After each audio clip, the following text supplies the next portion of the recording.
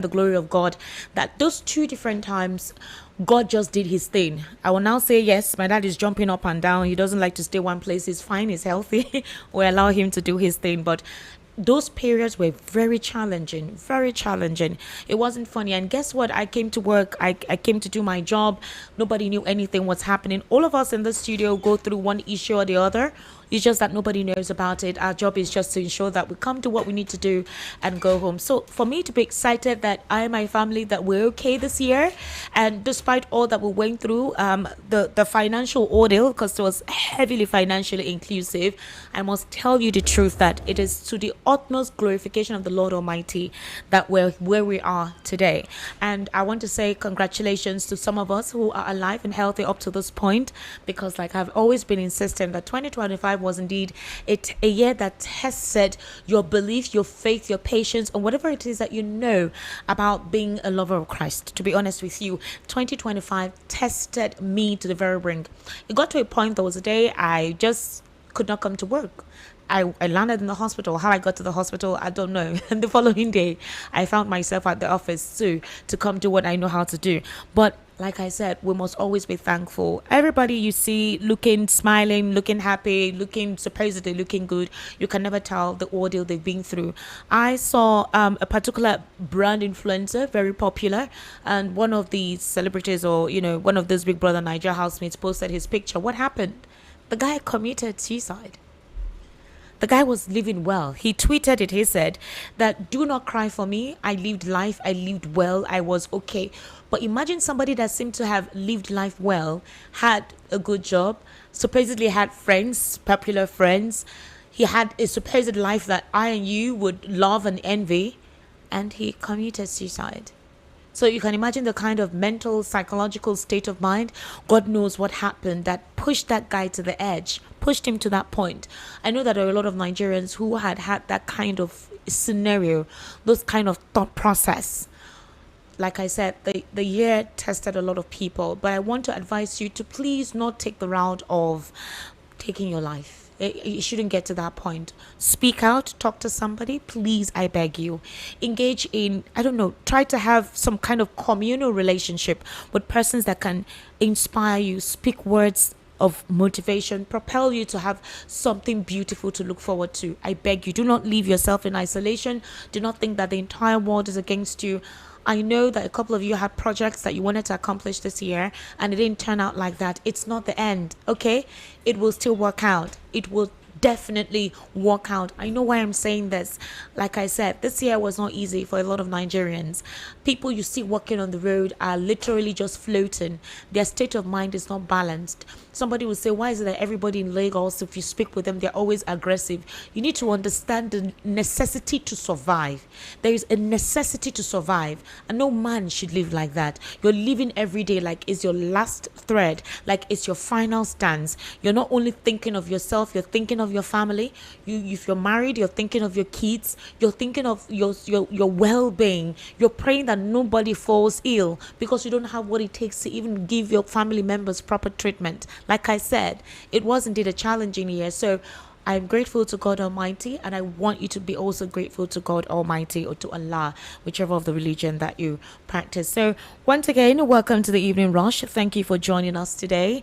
My name is Esther Wachuku. We do this audio visual. Kindly join us on YouTube right about now. It's at VOP 903 FM on YouTube, so you can virtually be part of the conversation. And I actually have right here in the studio Mr. Segun Sokwitan. Mr. Segun Sokwitan, good evening. Thank you for joining us today. Always a pleasure to be here, Esther. You look dapper, Mr. Segun. I am literally gushing. So do you. How are you? I'm good. What are you thankful for this year? It's been a quick year. Everything just rushed by for me. Yeah. It feels like yesterday when we said Happy New Year, 2025. But it's been a good year. So far. I'm grateful to God for all the things that I was able to achieve personally. And actually, come to think of it, because of all the issues, that we face in this country, cost of living crisis, the frustrations that one has as a civil society leader, we're trying to galvanize people to think right Yeah. about the governance issues in Nigeria. At some point early this year, I said to myself, oh boy, don't kill yourself, look out for your family as well.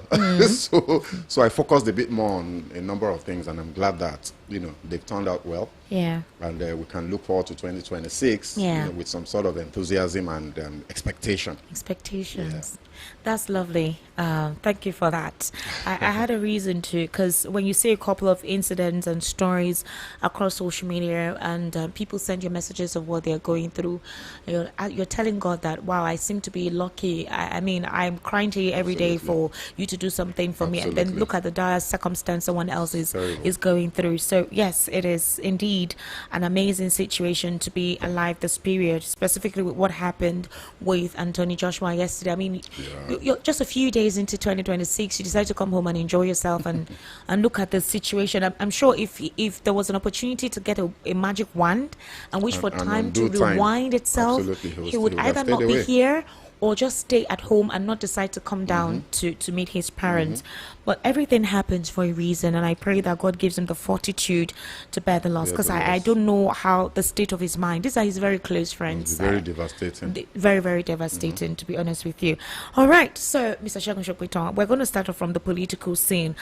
Peter Obi has responded to President Tinubu, Byron Anoga, and the supporters of the president, saying, you can call me stupid, call me whatever it is you like, but I am running for the presidency ahead of 2027. 2 days ago, on Sunday evening, it was an impromptu space that he held where he addressed his supporters. There have been questions as to what is he doing. People need to know what they're doing, being the fact that 2026 is a political year. The APC creates an impression that they are organized and ready. Everything is on ground, while for the opposition, they're still grappling to understand where they're heading. The PDP is factionalized, so many cases in court. They can't even produce any credible candidate for local government elections. FCT elections are to take place. The PDP may be one of those that have been disqualified, like Labour Party. The Ekiti elections coming up, INEC did not present any PDP candidate because of the situation they are going through. So it's like the party is just on a roller coaster. Wike doesn't care. For him, he feels that PDP will come back after Tinubu is done. And today he ran a campaign, like a rally, supposedly for Tinubu supporting 2027. So based on that space that he held, there've been a lot of backlash from the data boys. They've called him all sorts of names. His reaction to what happened with Anthony Joshua was worse. They were asking questions. What did you do as governor? What vehicle did you bring? They were asking Grok, and Grok brought out evidence of, the vehicles he bought for them, the ambulances he got for them as the governor of Anambra State. So Peter Obi said, whatever it is you like to say, I don't care. I am still running. That was his response. He says that he is better prepared than any other aspirant to handle Nigeria's economy and security challenges. He said his background in business management gives him an edge, and that he started as a small business owner and grew his enterprise into a major corporation. That his experience would definitely give the Nigerian economy the kind of turnaround he intends to implement in that, and that his economic reform is central to solving Nigeria's security problems. He says if you have a good economy, then security will be something that will be kind of easy to handle. So he addressed rumors linking him to a possible vice presidential role within the African Democratic Congress coalition, and Obi dismissed those claims. He said he didn't travel all over the world to go in for a VP slot.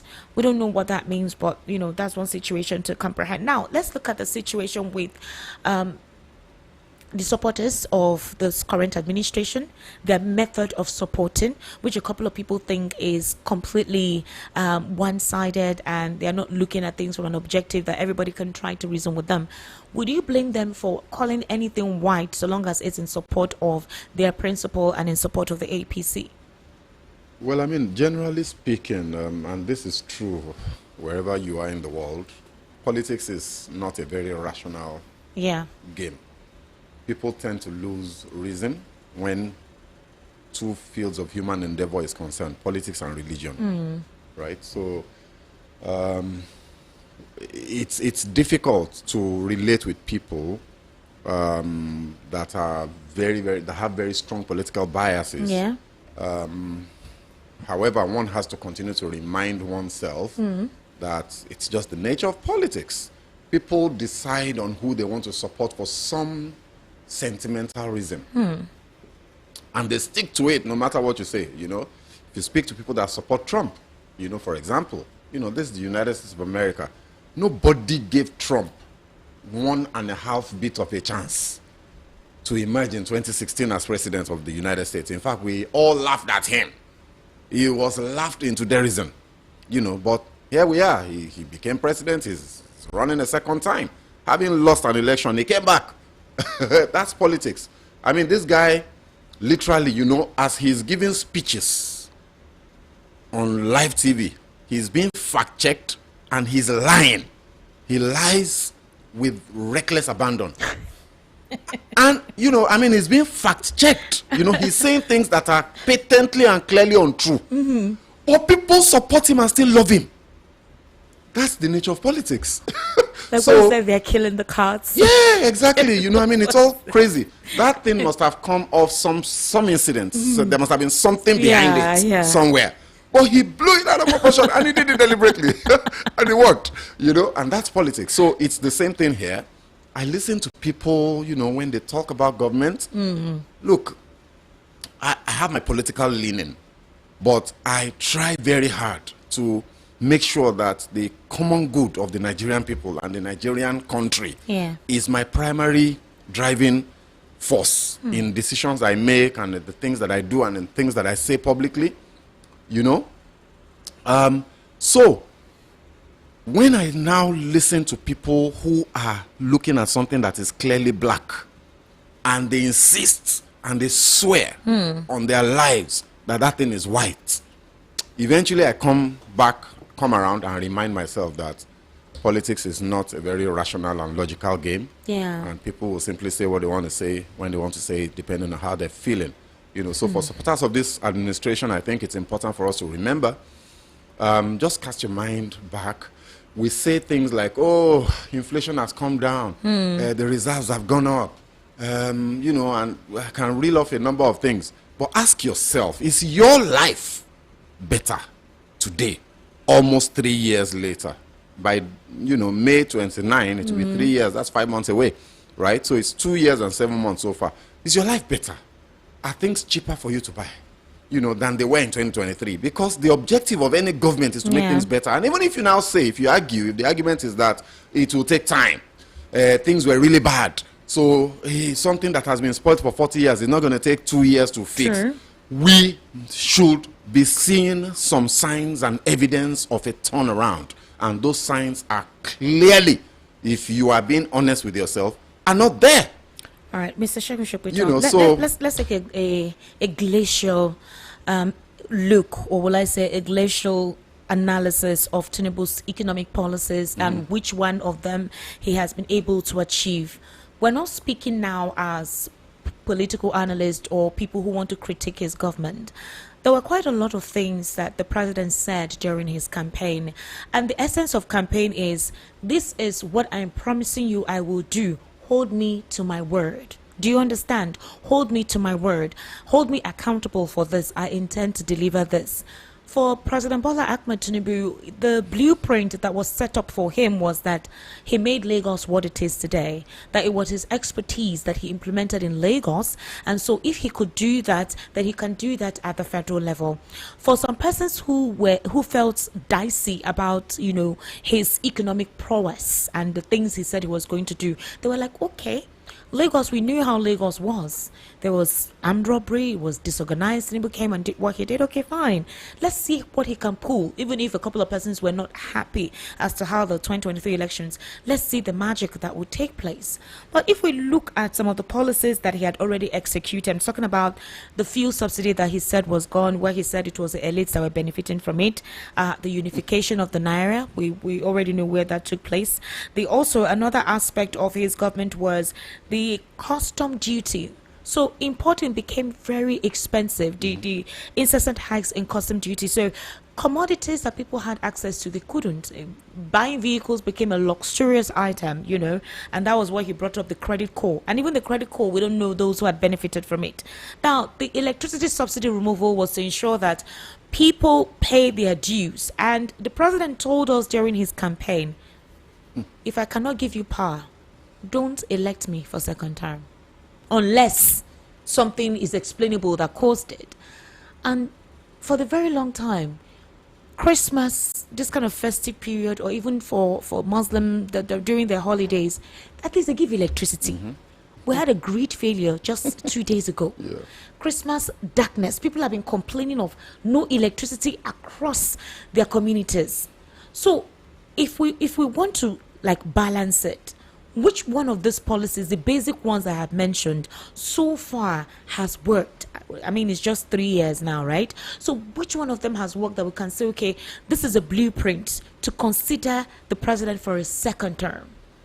I think I'm the worst person that you can ask this question, No, because I said let's take a glacier look. Let's be transparent about it. look, the reason I say that is my own personal economic ideology runs at direct variance with what the president has been doing and the direction he has charted since he came on board. I do not believe in neoliberal economic policies. I don't believe that the free markets should be allowed a free hand in the running of an economy.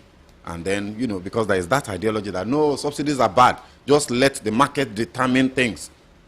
Once you allow competition and the free markets to rule, that competition will drive prices down eventually. The people that push those theories forward till tomorrow, they still subsidize things in their country. They subsidize power, they subsidize food. If you know the amount of agricultural subsidies running into billions of dollars in the United States of America, who is the primary funder of IMF and World Bank, right? The EU, UK, they have till today energy subsidies. And these are countries who drive neoliberal economic ideologies. Yeah. I don't believe in those things. I believe that the purpose of government is to make life better for the people, right? And that when resources are available, there is absolutely nothing wrong in taking those resources and allowing those resources to benefit the people directly. Now, if you do that, what tends to invariably happen is that because people are benefiting from those things, they're able to spend. And when they spend, economic development will happen because consumption drives investment. If you understand the GDP formula, investment, government savings, consumption, what's the third one? The fourth one. So if you look at all that matrix, you find that one of the biggest missing elements now in Nigeria's case is consumption. The cost of living crisis created by the subsidy removal, we haven't come back from it. We have not recovered from it. We have not. The prices of things are still, in fact, to my shock, in spite of the MBS telling us that inflation is coming down, some prices are still going up. The price of chicken, the price of eggs, poultry products, dairy products, they're still going up. There's still a lot of prices they're blaming that are moving on. Are the ones taking advantage. It's of ridiculous. people. How can they take advantage of what? It's what the market is. The cost is how they buy things that they will sell it. Right now, talking about the power thing, how can we have? It's been 3 years. I'm going to keep saying 3 years because 5 months to the end of 3 years is more or less 3 years now. That this administration has come on board. The president has said, if I don't give you stable power in 4 years, don't vote for me again. It's been 3 years. What magic does he want to perform in 1 year that will give us stable power when yesterday power supply was 0? No, sorry, 80 kilowatts or something ridiculous like that on the entire national grid. I mean, it's terrible. We by now should be seeing the foundations of us getting to at least 10,000 megawatts. I'm being very magnanimous. We are currently on about 6,000. And I'm saying in 4 years, get us to 10,000. Right. Because if we get to 10,000, power, the power that people are enjoying at home will improve significantly in terms of the number of hours that you get per day. If you go to just 10,000, we are still going back to 0 instead of improving from 6,000 to 10,000. Right, Mr. Shegun, let me draw your mind back to when the president went to Chatham House. And he had a couple of persons who accompanied him. Then Nasir El-Rufai, former Kaduna State governor, was with him. And certain important questions were thrown at the president. Questions on security, questions on economy. And at the time, I remember Dele Alake, I think Dele Alake spoke on something about economy or something. And El-Rufai spoke on security. Now, the president said, I don't need to respond to this because I have technocrats. I have persons who know what to do. I have a team. Sure that is a leader. Okay, so there's no problem. It's obviously he can't do everything by himself. There's a problem, no, Esther, but let's just give that benefit of the doubt at that time. And the president said, you know what? To tell you how good I am, I have people with me who will do exactly that is needed to be done in these sectors that are vulnerable. I don't know if you understand what I'm saying. Absolutely. Okay. Now, we have Mr. Wale Edu, the Minister of Finance. We've heard quite a lot of things the president said, about him. We have Yemi Cardoso, the CBN governor. I'm talking about the vital economic sectors, right? We have the Minister of Aviation, Festus Keyamo. We have the Minister of Labor. I don't even know if that man, because I've not been hearing anything about the Minister of Labor. Yeah. Now, we have the Minister of Power, which is a very sensitive and important sector. And the worst minister in Nigeria. And when it was time for the president to do an assessment after his first year giving this guy's appointment, the president commiserated them. He thanked them. He said they're the best and they're doing well. So people are now asking questions. If the president is getting reports that these guys are doing well, and Nigerians are saying the opposite, where does he get his assessment from about the competency of these individuals? Because Mr. Segun Sopeto, if you're a president and certain vital sectors are not working, and you call those that you have appointed to be in charge of that to explain to you why I gave you a time frame for me to see something feasible, I haven't seen it, and you don't think that they need to be changed whatsoever. Third, they said the president made appointments based on, you helped me during the elections, you did this for me, and at the end of the day, those people turn out to be incompetent in delivering based on the portfolio given to them. Has he not understood how this is a negative to his government? I think it's important for us to understand that for the majority of our politicians, they really know.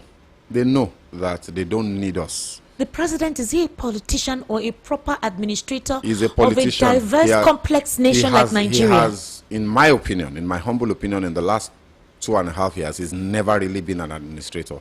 He's been playing politics. He's never tried to provide governance.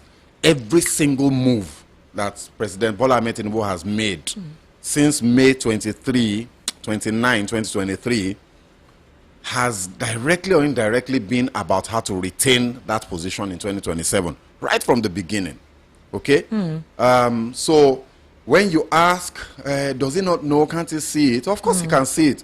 But he also knows that in order to win the next election, he needs to do only a number of things. And what are the number of things? He needs to secure the support of governors.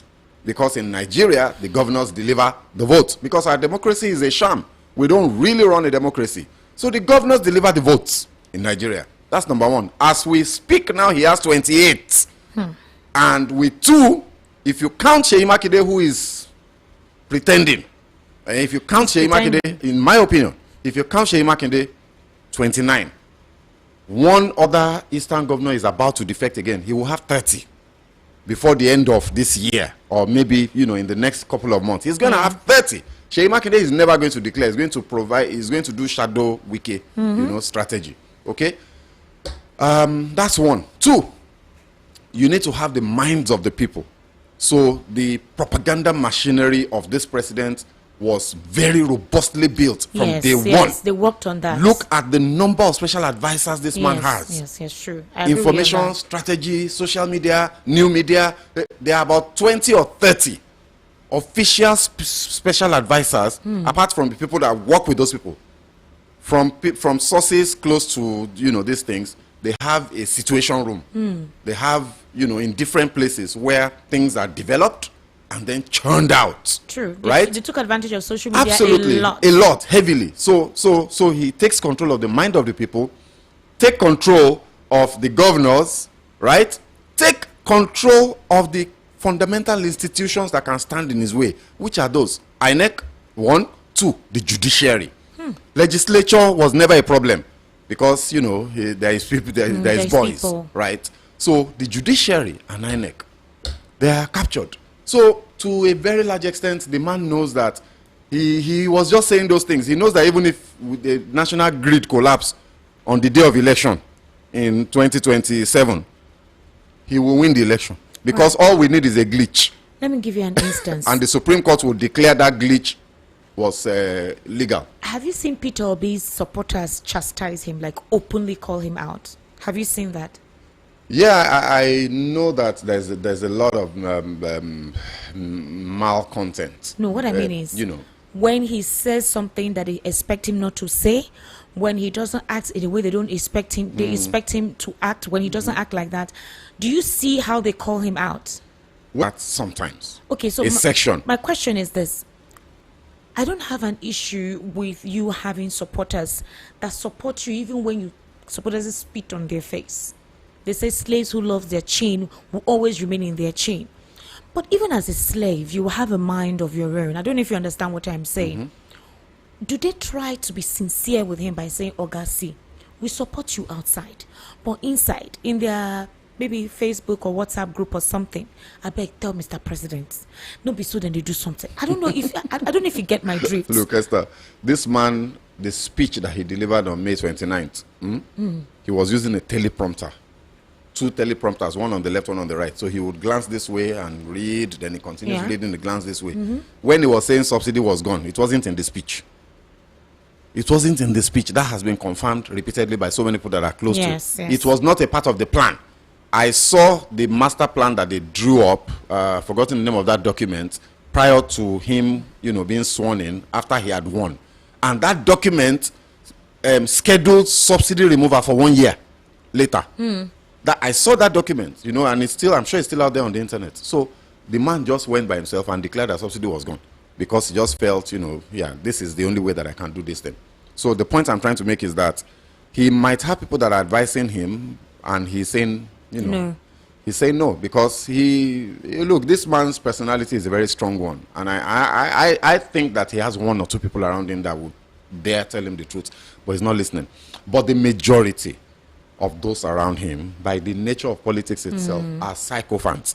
And then we have the mob of supporters who are either supporting because he's a Muslim, or because he's a Yoruba man, or because they just like him, who are just there, and there's nothing you can say. They just insult you, So it's a very difficult position, and for me, that's the real dilemma, that Nigerians need to step away from this personality cult, which applies. I'm so sorry, Esther.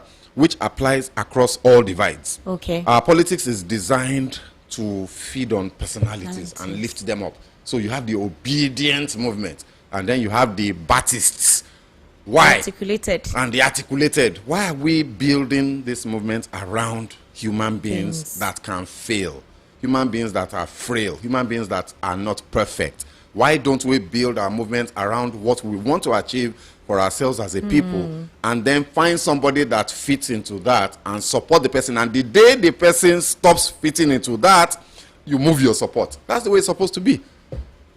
Okay. The reason why I ask these questions is because I feel that during his campaign in 2027 or 2026, when campaign begins, what do you want to campaign on? I don't know if you understand what. Because that's why I said let's take a glacial look. Because for some people will say, "Oh, your station, you guys are just anti-Tinubu all the time." We're trying to be realistic, and we're talking based on what the president told us, what the president presented on paper as his manifesto, his policy ideology. This is not we putting the words ourselves out there. This is basically what the president said and what has been achieved so far. So here is the thing. There have been critical attention called on the president's policies, specifically economic policies, all right?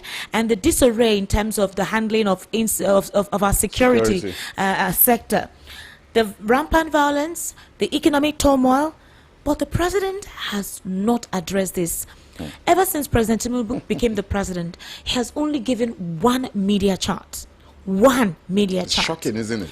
And it's shocking because there is a major divide between him and the people he governs. There's no address. You don't address your people.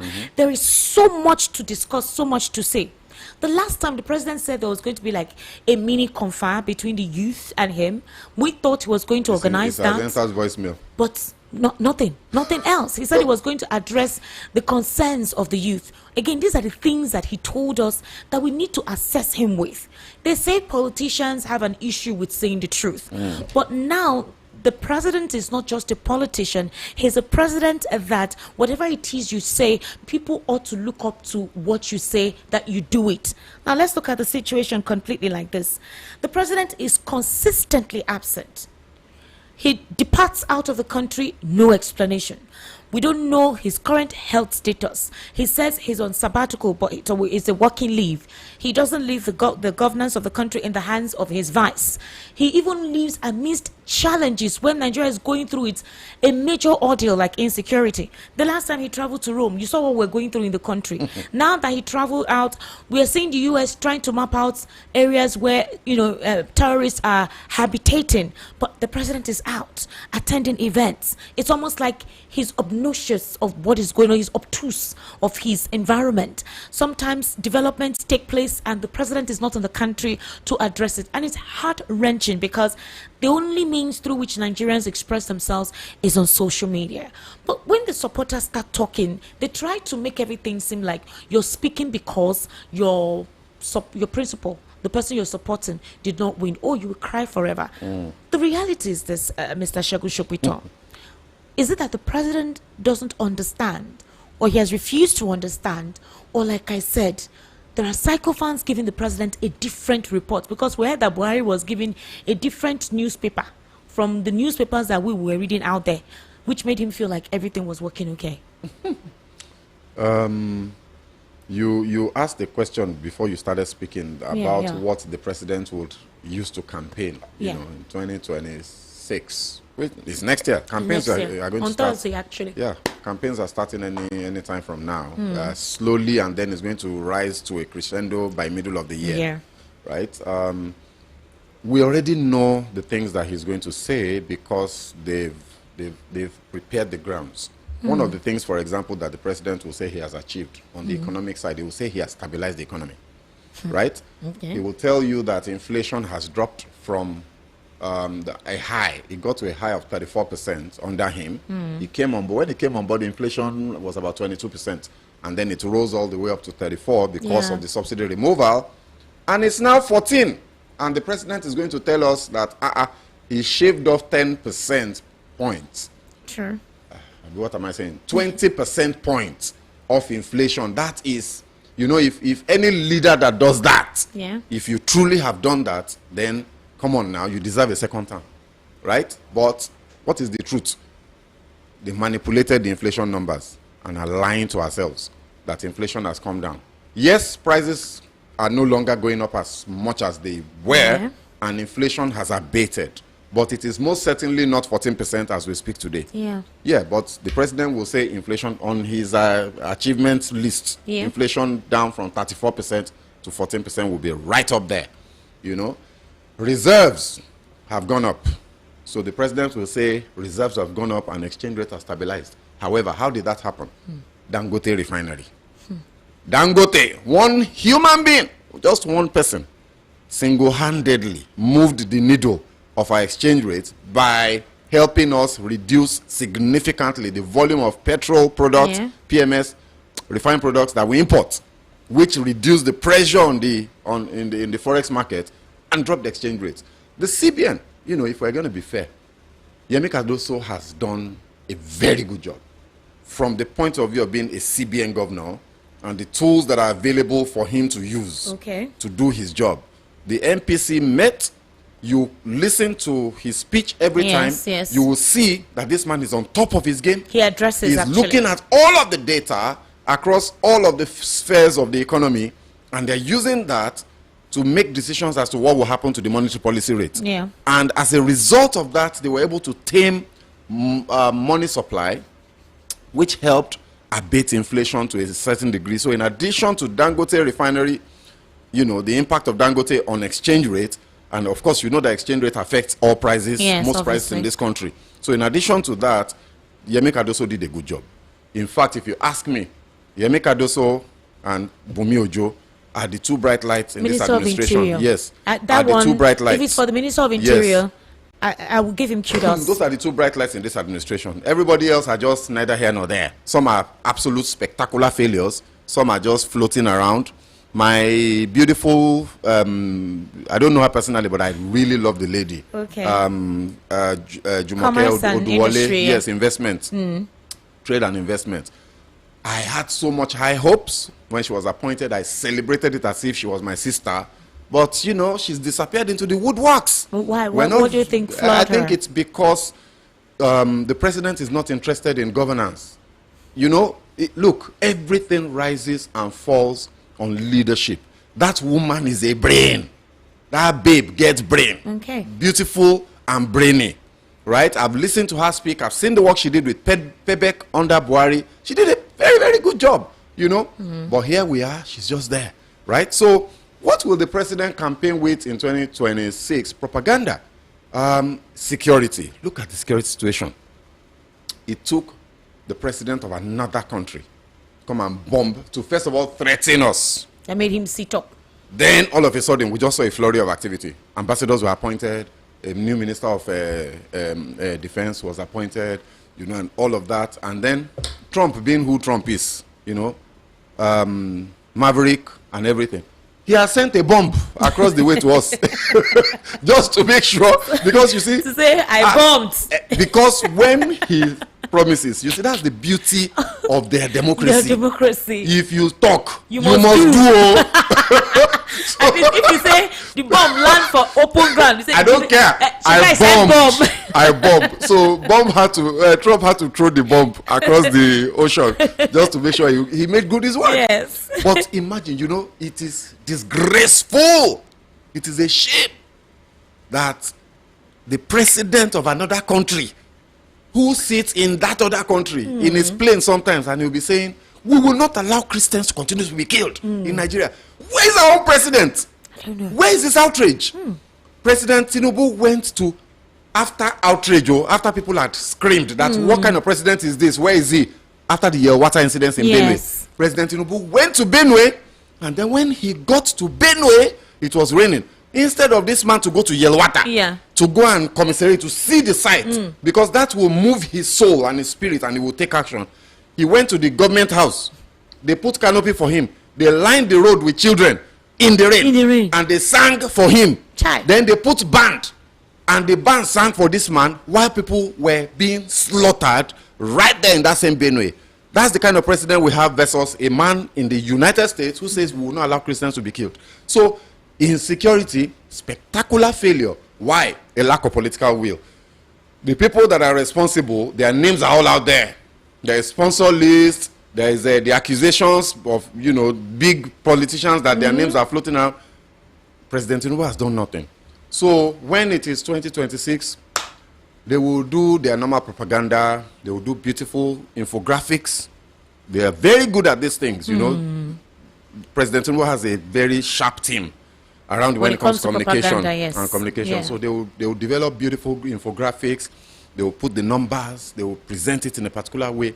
And that will be that. And all of that is really a charade, is a front to make sure they go through the motions, because the outcome, in my opinion, I hope I'm wrong, has been determined already. Okay.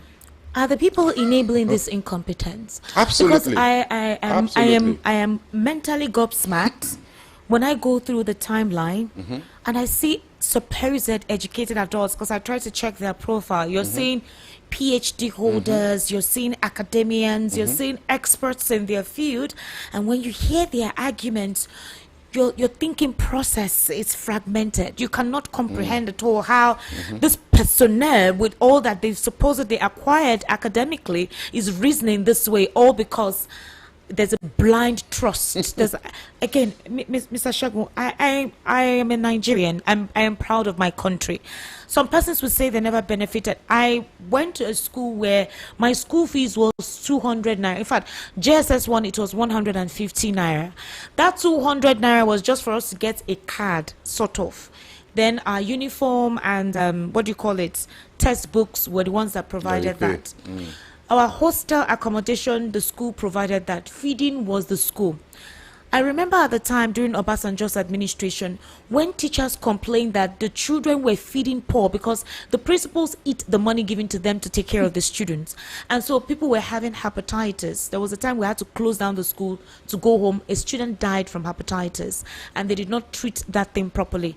So Obasanjo sent a team from the federal government to come and investigate the kind of food that we eat. They stayed there for a week to monitor our food. I would tell you, that was the best time of students' life. We were eating chicken, voluptuous chicken. Okay, even after they left, they told the students to write a letter to any of the local governments then, I remember at the time, to report if the food quality dropped. They changed the principle then because they noticed that the money was being siphoned and they brought in a different principle. I don't know if you understand what I'm saying. Gotcha. I benefited from a system that talked about unity, that talked about harmony. And I will tell you the truth. I'm sorry to say this. I didn't go to a Montessori school. My primary education was here. My secondary education was here. And after my secondary education, I stayed in the north for 2 extra years before I came back to Lagos. My educational journey was in Nigeria. So what are we saying? It wasn't a private school, it was a unity school, Mr. Shegun. We had good teachers, fluent teachers. So how did everything drop? How did we now have a polarized society that before you say anything, somebody asks you, what state are you from? Omo Igbo, Omo Yoruba, Omo Hausa, Yamiri, all those terms. When did it get to this point? That's one. Two, how did the president come in under the dicey circumstance he came in and did not try to speak to the entire country and say we need to work together? But instead you had special advisors that were polarizing the country, promoting ethnic bigotry, nepotistic statement, and it has become so bad because it came from them. It became so bad it went down to the grassroots. And how do you comprehend such kind of leadership? You know my biggest frustration as a Nigerian who engages with other Nigerians, especially people in my demographic group a lot, is that it has become clear to me that it will take divine intervention for Nigeria to do well. It will take divine intervention. Something extraordinary, something out of the ordinary must happen. And the reason I came to that realization was when I talked to people. Yeah. Just like you said, my friends and colleagues, we all went to university together. Some of them are my colleagues from MBA. Some of them are doctors. Some of them are professors. These are my classmates. Some are my church friends, and so on and so forth. And you converse with them, and you just find that logic and reason have died. It's been slaughtered on the altar of Emilokan. On the altar of, he's a master strategist. On the altar of, he built Lagos, right? But the reality, okay, look, I can forgive you for wanting to support something for whatever reason you have. Whatever, it's valid. Yeah. If you want to support somebody because he's your townsman, it's valid. It's okay. No, it's not a crime. If you want to support him because he's a Christian like you or he's a Muslim like you, that's okay. Those are the things that human beings tend to use to find affinity with others, right? Yeah. If you want to support somebody because you like the way he talks or just you like the way he looks, it's okay. But when the results now begin to speak, how do you continue to say the same things you were saying before you knew better? How come you still don't know better 3 years in and the results are no different from where we were 10 years ago? Yeah. This president is not better than Buhari. In many instances, is far worse in many instances. And I can give you examples for those that are listening who are president supporters who are hating what I'm saying and saying, how can you say that? Buhari did not desecrate the constitution by removing a governor, a sitting governor, in the name of state of emergency. Okay. Buhari never did that, right? We just look around you and tell me what exactly is far better than we had in 2015 when we kicked out the PDP, or far better than we had in 2023 when Buhari left office. Yeah. Right? So if nothing has improved significantly, why are we not speaking with one voice? to say this is what we want, this is how we want our country to be. On the issue of security, how come we still find ourselves talking about Muslim and Christian and say, oh, Christians are being killed, oh no, Muslims are being killed as well? Excuse me, human beings are dying in thousands, tens of thousands, hundreds of thousands in the last 15 years. Does it matter what religion they are? Should we not unite in our outrage and demand that our politicians secure our lives in line with the responsibilities placed upon them by the constitution of this country that they swore to defend, right? Yeah. But we can't unite because we've been conquered, basically, and we you know, this conquest has happened. It didn't just happen under President Bola Ahmed Tinubu. This is something that has been, you know, carefully curated and orchestrated over the last 50 years. Different administrations will come and go, and they will put in policies that were quietly dividing us, right? Yeah. But this particular president came on board and now came out openly to say, Emi Lokan. Then when he finished saying, Emi Lokan, he now said, Awa Lokan. You know, that is open declaration that it is based on my tribe. Yeah. It is now my turn. You know, up until that moment, a lot of these things still happened, but they were, you know, politicians were a bit subtle about them. Yeah. You know, they don't really come out directly. They will say it with a proverb. This man just came out and said, it's my turn, and it's our turn. I helped Buhari to get into office. This, that. He tried and tried, he failed until I came. Now that I've helped him, it is now my turn. When he now finished, as if that one is not bad enough, as if it's his entitlement, he now came and said, it is also our turn. Our being Yoruba people, the Southwest. For me, that was a low that we should never have reached. And I pray that one day, Nigerians across all divides, whether you're a Muslim, whether you're a Christian, whether you're a Igbo, Yoruba, Hausa, Birom, whatever tribe you come from, Urobo, anyone, right? That one day we will drop those tags and just look at ourselves, decide what type of Nigeria we want, and insist that we must get it from these politicians. And to do that, you know, there's a lot of work to be done. Starting with putting our money and our time and our energy where our mouth is. If we say we want Nigeria, if we're all angry that Nigeria is not working, then we must be ready to do the work, we must be ready to protest, we must be ready to hit the streets, we must be ready to go and vote, we must be ready to protect our votes. You know, if they steal the vote, we must be ready to protest, we must be ready to insist that the result must be changed. Because that's what other people in other countries have done, and those countries are better off for it. They're not dead. All right, we have a situation where if your ideology or your experience and orientation does not align with someone else, it is not believed. For example, I have an unfortunate human being here who on YouTube says that you benefited only you out of 150 million who paid you. Again, this is a kind of one-sided orientation that certain persons have. I'm sharing my own experience. My experience may not be their experience. The kind of school I went, or I don't know if you went to unity school, but those who attended along with me during that period can testify at the time, and I'm expressing myself under that administration then.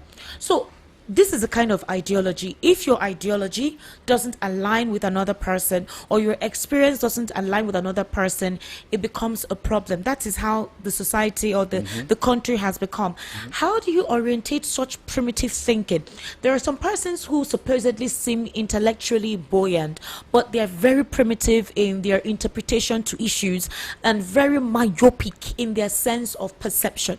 How do you help those people on the straight lane to reason objectively, to understand that the concept of administration, governance, orientation, experience differs, and apply what you consider to be logic in administering some of these instances?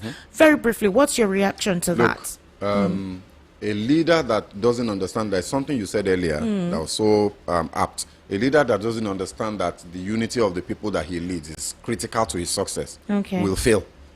Buhari in particular had that very, very unique. It was just a fleeting moment in time.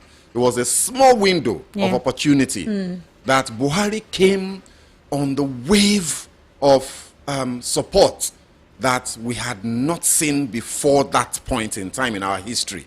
That a groundswell of Nigerians. Of course, there was opposition. Of course, a lot of people wanted Jonathan to stay. Okay. But a lot of people supported this guy. Right? Now, in those few months after his election, I kept screaming, you have to start an orientation campaign to bring people together and reorient our thinking, you know, bring us, let's unite, let's give us a vision that we can all coalesce behind and channel our energies towards achieving together. Instead, this man, may so rest somewhere, went to go and say that he will do infrastructure projects for the 95. That's why that 95 plus 8, I was that is very useless mathematics that he did, and further divided us and created, actually, you see what we are seeing now on social media in terms of the division between the east and the west and the north and all that. Buhari is the grandfather of that thing, because he had a unique opportunity to unite us. He failed spectacularly, and now this president has followed in the same footstep and is making it even worse. Now, the answer to your question: somebody has to be intentional and deliberate about designing a campaign that will help us reshape our thinking. We have serious problem. Serious one. Nigeria, we're not okay at all. We're not okay. Every time I say, my wife will say we're okay. I say, you don't understand. We're not well. You know, the way we think, the way we interact. You know, you see people that barely know each other and they will hate each other with passion. Right? All of those things are not normal. We need to understand it's not normal, and we need somebody who can come. This thing can only be resolved by leadership, unfortunately. That's very true. It has to be intentional. Somebody has to coin a campaign and spend a lot of money, billions and billions of naira, to try and run those campaigns to help us reshape the way we think as a people. All right, we'll take a very short break. The Evening Rush continues afterwards, to kind of stay with us.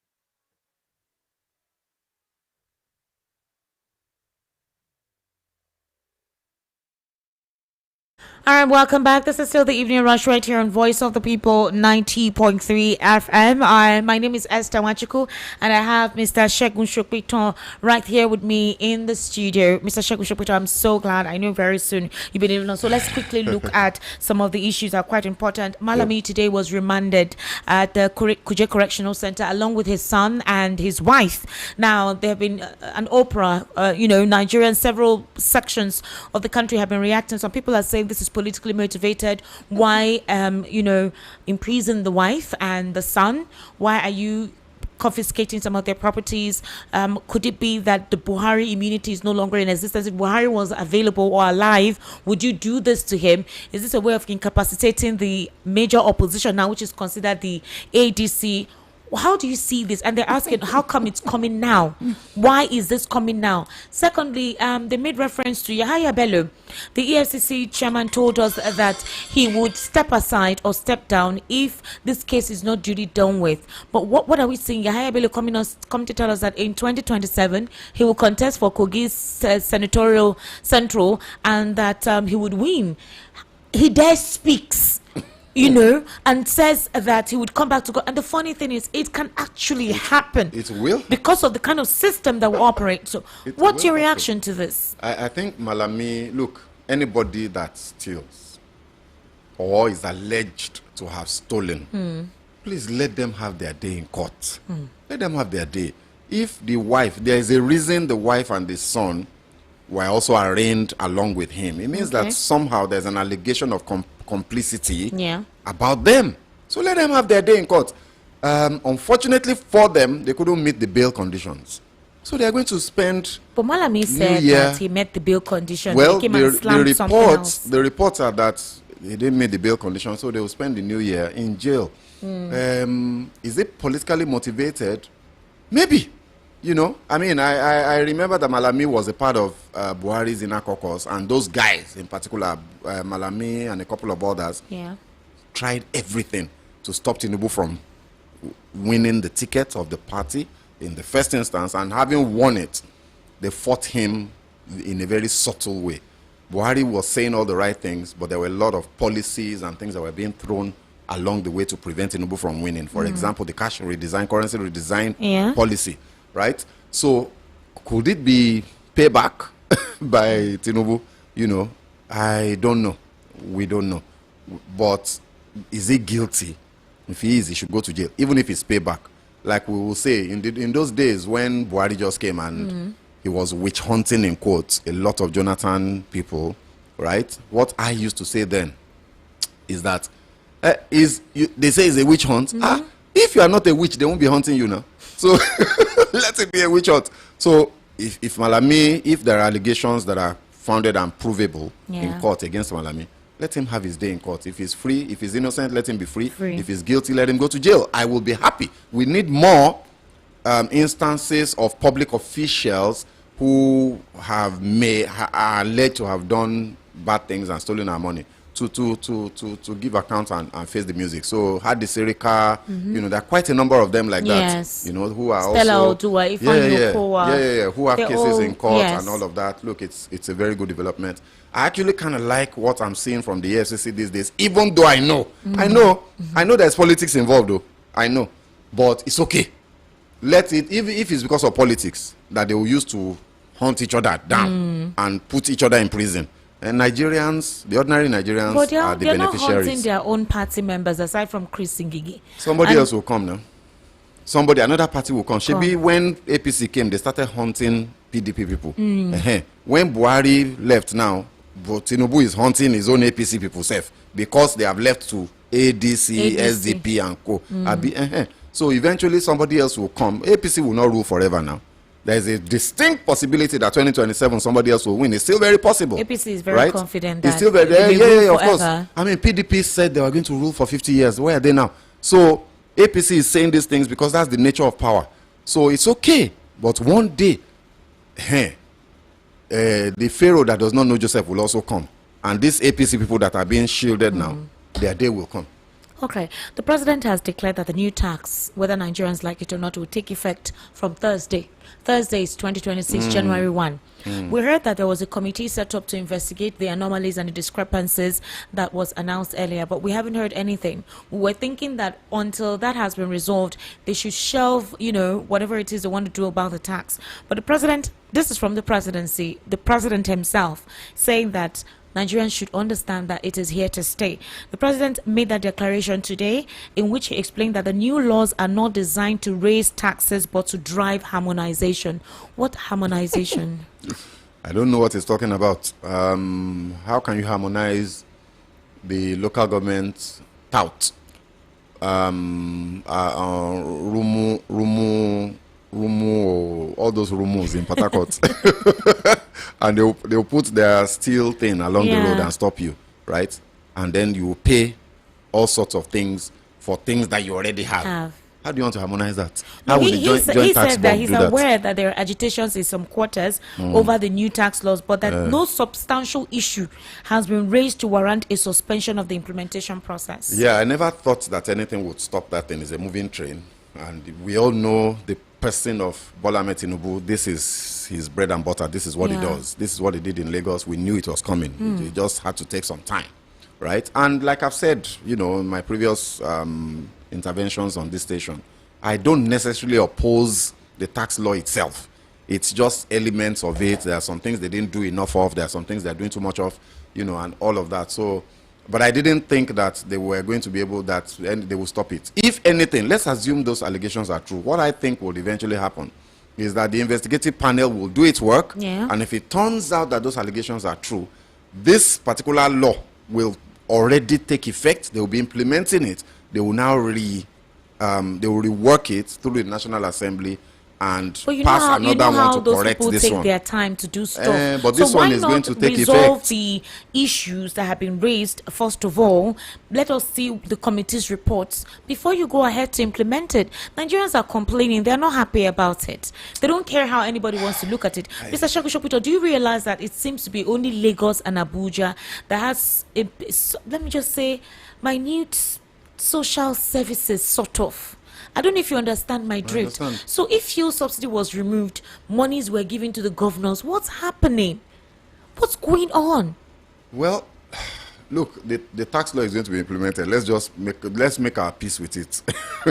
Even if there are anomalies, they will be corrected and the implementation will go ahead. Nothing is going to stop that thing. So let's just make our peace with it. Let's not keep hanging on to false hope that, this thing will be stopped or something. And look, let me be honest with you. I don't want it to be stopped. We need a properly envisioned tax system in this country. We need it to work. We need to work for the people so that we can get this development. Unfortunately, the crazy, unfortunate part of this flip side of that is these people, it's going to take a battle to get them to be accountable for that money that is going to be raised. And that battle is the one that I keep preaching that we need to be ready to fight. So when you talk about the subsidy and what governors have done, where's the money? Where's the money? Where's the accounting? Where's the accountability? Where's the, provision of information as to what has been done with all of this money?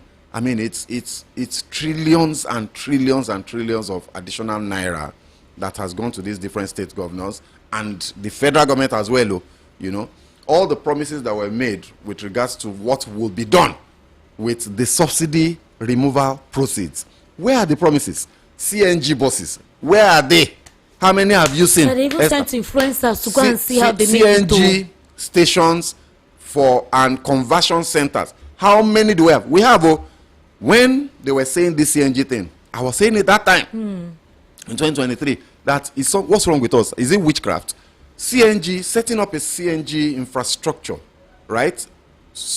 Filling stations or electric charging points for electric cars. It takes time. It's a lot of money and it's going to take years to achieve. So you are saying that you are going to do that as part of the subsidy alleviation processes. You are going to invest that money in buying buses, and all of that. Those things take time. And here we are. There is one that I always pass in Agidingbi, in Ikeja. Mobile filling station. They have a CNG. Esther, if you see queue, every time, just anybody that lives in that axis knows what I'm talking about. The queue is usually at least, without exaggerating, at least 1.5 kilometers long. The thing goes like a snake, as if those old days of fuel scarcity. Why? Because a lot of people converted based on the propaganda from this administration. A lot of people embraced it, converted. Two-Face then went for influencing. And now, unfortunately, the stations are not enough, and I don't see a concerted, very well orchestrated effort to expand the network of stations where you can get these things. I'm beginning to see charging points, electric car charging points pop up here and there, but it's private people that are doing it. You know, so where are the buses? Where's the investment in schools? Where's the investment in hospitals that the president program that the president promised us? All of those promises of what they will do. They made specific promises about what they will do with the subsidy removal proceeds. Now, all of a sudden, this president that made those promises is now pointing to the governors. Go and meet them. Go and meet the governor. Your money is with the governor. We're not children now. This is gaslighting. So, the solution, in addition to the tax proceeds of this tax administration law that has been enacted and that will be implemented, a lot of revenue will accrue to the government because of this, because of the people they are dragging into the net. Plus subsidy removal. Nigerians, as you are hearing my voice, get yourself ready for a fight to ask questions online. Don't worry, you don't need to go anywhere. Social media. Don't go on social media to be looking at Big Brother alone. I'm a fan of Big Brother show. Are you serious? Yes, so I'm not saying that to denigrate anything. I'm saying we must be intentional about how we use our time while you're entertaining yourself with the resources that we have in our hand. This phone, plus your data, plus your Twitter, Instagram account and all that Facebook. Is power. Facebook. Don't just go there to go and be gossiping and watch Instablog Niger. Ask questions. Just ask questions. It will trend, and if it trends, they will listen. All right, let's see how that goes. Now, why is the APC so hell bent on anything that has to do with Peter Obi? I have never seen such. There's a reason why I'm asking that, because I would have expected them to. I want to see hard jabs at Atiku, at Amaechi. These are persons who have come out to disclose their intention. It's almost like they're afraid to address those persons, but always and so if they say this individual, according to them, is not important, he has lost the clout, he's a nobody, why always him? Because he had to come out and respond and said, call me stupid or whatever it is that you like, I am running for the presidency in 2027. He was responding to Tinubu and his data boys and everything. And the question is why? Every day. What exactly is the issue though? It's a contradiction and a paradox, you know, what they say and what they do. So every time and everywhere that you listen to supporters of Mr. President, and there are quite a lot of them, they deride the person of Peter Obi. They deride, they ridicule him. They call him names. They say he's a liar. They have nicknames for him, you know, and all of that. And they say he's not serious. He can't rule Nigeria. They will ask you, what would he have been? How would he have handled this one? In a manner that suggests that he can't handle it. And yet, they can't stop talking about him. No, I want to understand that's why. A contradiction. The reason is simple now. You say, why are they not attacking Atiku and Amaechi? Yes. First of all, they will not attack Amaechi. Amaechi is, at best, will contribute some votes from his local government. He has no political value. Okay, what about El Rufai? He has very little political value that is limited to a very small sphere of influence. Outside of that sphere of influence, that man is hated with passion across board. Oh yes, his nickname on social media is Hell Rufai.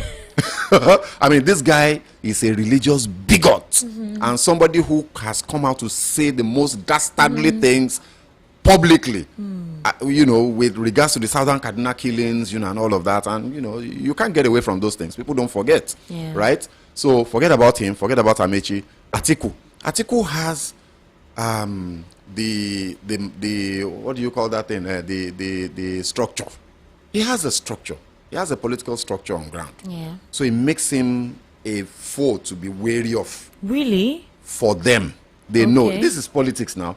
It makes him a foe because he has control of certain places in the north, right? However, they also know that he can't win an election by himself today in this country. He's not a threat, really. So they will not disturb him too much, right? Peter Obi is a threat. To answer your question, you see, now in the last maybe 6 months, there's been a bit of a lull, you know, within Peter Obi and his people, you know, and all of that, right? And there's a bit of confusion, you know, disconnect, discontent. People are unhappy with him. Where are you, Gogon? Are you in SDP? Are you in ADC? He said he's been in the coalition from the onset. So all of that has created an apparent picture of uncertainty around him. However, one I know, because, you know, I've been there, I've seen this thing. The day this guy comes out and says this is what he's doing, he is the main threat to the APC. He has said that he's running, but it's still not clear now. It's still not clear yet. So when that clarity comes and the planning begins, this guy remains the main threat, and that's why they will attack him. Now, why else are they attacking him? The fact that he's been attacked is the only evidence you need that he's relevant. Because it shocks me for someone that you say is irrelevant, for someone that you say is not important. I mean, wanting to see hard facts against Atiku, against Amici, you know, the other presidential aspirants. What are your hard facts, either for or against them? But you don't assess them. Atiku speaks, Atiku derides, Atiku talks on some certain things about the government. He has spoken vehemently against the situation with Malami. He has spoken against the policies of the government. I haven't seen any derogatory comment. I've not seen insult, outright insult, you know, from the APC members. None. They don't even trend what he says, you know. It's shocking. But, you know, this person that they consider to be irrelevant tweets, and you need to see the reactions on the tweet. And I'm wondering how. You know why I'm laughing, Esther? Peter Obi showed that shege. You don't understand. Somebody that did what Peter Obi did to the political establishment, they will hate him and they will speak again. He showed them shege in 2023. Don't you understand? This guy, have you ever seen? It's never happened in the history of this country. Was it him? 6.1 loved him. million So why would they say votes. it's him? Is he not the one that they voted for? Is he not the one that was? He showed them shege. 6.1 million votes for a man that had no structure, and that 6.1 million votes allegedly are even rigged. It's not even the real number. That this guy, in truth, probably won that election, and you think they will stop talking about him? They can't stop talking. The guy showed them shege, and they hate him with a passion, and they're going to keep talking about him. So I hope, for the sake of democracy, for the sake of robust contest for power, without which there will be no accountability to the people, I pray and I hope that Peter Obi will get his act right and give it a good go again. If for no other reason, I'm not saying this because I support him. I'm saying that we need that as a democracy. This one that all of a sudden all the governors are now in APC. And imagine what has happened with Ekiti. That now Ekiti PDP will know, as far as INEC is concerned so far, unless something changes from the courts, PDP will not field a candidate in the Ekiti elections. So that's, you know, you are basically just eliminating your primary, what's supposed to be your primary opposition. Imagine if, and the basis for INEC to do that is the issue of the convention and the leadership tussle in the PDP. Imagine, Esther, if that issue, if APC or whoever is behind all of this, or Wike, is able to keep those court cases going for long enough until the time effluxes, until time passes for primaries to be done for presidential election. PDP will now not present a candidate for 2027 election. That's what could happen, and that's why that development is so dangerous. Because that would mean technically we're one-party state. So for me, I desire fervently that Peter Obi gets its act right and gives it a good go again and provide very, very solid option for Nigerians to pick from. Do you think he's waiting till 2026 to declare his platform? Although a couple of people say it's the ADC. He's weighing his options. You know, it's politics. It's politics. He has to be careful, because if he doesn't do it carefully, he will lose out. And if he loses out, there's nothing that will happen. You know, if he loses out in either the coalition and he now decides to go to another party, you know, which one will it be? Can he go back to Labour Party? Will it be the ADA? The ADA has been, INEC has disqualified. They didn't register them. They didn't register. So, what will his alternative? So, it's a very delicate game. He might be able to, look, the man is a movement on his own. If he goes back to Labour Party, right, he can work. But there's an Abure factor it's there. Okay. It can work. You see what happened with Labour Party? There's no recognized leadership, and they're disqualifying them already. The same thing with PDP. PDP, yes. So that is a script, is a game, is a playbook, right? So, but I'm just saying that whatever will happen, he is being careful because of all these factors, and I think that's smart. He should wait it out. Make sure that you don't align with a place where you will end up not getting the ticket. That's the issue right now. That's why he's trying to be careful. Because there are talks that the alliance he may want to have with... Because Atiku is a very strong factor in those alliances, in that alliance. So he has to be careful. He has to be careful so he doesn't end up with a vice presidential ticket. So that's why the lull is happening. I'm very interested in all of this as a Democrat. I'm repeating it. As a Democrat. I want contest. I want robust contest because the beneficiary of that contest will be you and I. It's true. It will be the fact that we are not stuck with a president with whom we are not happy. Let us have an alternative. Then we can now decide, okay, fine, I will still vote for Tinubu. But let an option, a viable option be there now. Make it interesting, make it healthy. All right. Thank you, Mr. Segun Sopitan. Ladies and gentlemen, let's get your reaction on the program this evening. The number to call is 080-3692-9933. 080-3692-9933. The WhatsApp number is 0817-1756-338. Mr. Remy, good evening. How are you? First call on the program. Good evening. How are you doing? I'm fine. Welcome. Good evening, Mr. Sopitan. Good evening, my brother. Yes. Compliments of the season. Same to you, sir. Nobody throws stones at a barren tree. Okay. Nobody. Each time I hear this argument that Obi has lost his out, Obi has this and that, I laugh. The APC understands the game. That is why they are never quiet about Obi. From day one, from 2023 till date, if this ladies they will talk because they understand it now. We saw that Obi won that election. This is not allegedly. He won the election because Rivers State was won by APC. Yakubu gave it to APC. It is a fact. So add Rivers State to the state he won 7, Tinubu won 5. So by that calculation, he won the election. Obi. So it's not like allegedly. Obi won the election, but they did the math by themselves, and Tinubu was announced as the winner, and they has to go to court. So the question to Nigerians now, Obi is not the problem. It will be the size. Obi has presented himself to you, everybody. Obi happens to be the only person they can talk with EFCC. Tell me any past governor who has ever been threatened with the EFCC. It is Mashallah. Tell me one governor, even Donald Duke, anyone that has ever been threatened with the EFCC. It is only Obi. So what other signs do we need? There is no excuse that they are all the same. Obi has proven himself to be different. Obi is not one of them. Yes, he's a politician, but he has proven to everybody that he has no case. He has no secretary in his cupboard. It's not the same, too, but as a governor, we also what he did. So what other signs do we need as Nigerians? Obi will be fine if he does not emerge. It will be, just like Mr. Sopitan said, now you go suffer and Tinubu does not care about you and I. It is obvious. And they won't relent. Anybody coming after him from APC they won't relent from this thing they are doing to us. So what do we want as a people? Now is the time to organize ourselves. What are we going to do if Obi comes back tomorrow and announce the party is running under? Good evening. Good evening, Remy. Thank you so much for actually calling, okay? Hello, good evening. How are you? The number to call is 080-3692-9933. Good evening. Welcome. Hello, can you hear me? Yes, sir. Compliment of the season. How are you?